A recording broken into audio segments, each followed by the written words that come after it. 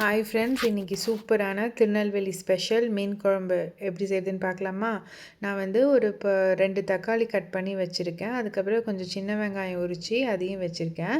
இந்த சின்ன வெங்காயத்தோடு நம்ம என்ன ஆட் பண்ணோன்னா 1 டேபிள் ஸ்பூன் ஜீரகம், அரை டேபிள் ஸ்பூன் வந்து வெந்தயம், இதை சேர்த்து நல்லா மையாக அரைக்கணும். ஒரு திப்பி கூட இருக்கக்கூடாது, மையாக அரைச்சி வச்சுருக்கேன் ரெண்டுத்தையுமே, தக்காளி வெங்காயம். இப்போ இந்த தேங்காவையுமே நம்ம மையாக அரைச்சிருக்கணும். மூணையுமே இப்போ மசாலா ரெடி. குழம்பு பண்ண ஸ்டார்ட் பண்ணலாமா? ஒரு கடாயில் நல்லெண்ணெய் வந்து தாராளமாக ஊற்றிக்கோங்க. அதுக்கப்புறம் பச்சை மிளகாய் வந்து 2ஆக கீறி 3 பச்சை மிளகாய் நான் சேர்த்துருக்கேன். அதுக்கப்புறம் நம்ம அரைச்சி வச்ச வெங்காய பேஸ்ட்டை உள்ளே சேர்த்து நல்லா வதக்கிக்கணும். அது நல்ல பச்சை வாசனை போய் நல்லா சுருண்டு வதங்குற அளவுக்கு நல்லாவே வதக்கிக்கிடணும். அதுக்கப்புறம் 1/4 டீஸ்பூன் மஞ்சத்தூள், 2 டீஸ்பூன் வந்து வத்தத்தூள் போட்டுக்கோங்க. அதுக்கப்புறம் 2 டீஸ்பூன் வந்து மல்லித்தூள் போட்டுக்கோங்க. இதையுமே வந்து நல்லா நம்ம வதக்கணும். எந்த அளவுக்குனா அதோட பச்சை வாசனை போகிற அளவுக்கு நல்லாவே வதக்கி விடணும். அதுக்கப்புறம் ஒரு லெமன் சைஸ் புளியை வந்து நான் கரைச்சி வச்சுருந்தேன்.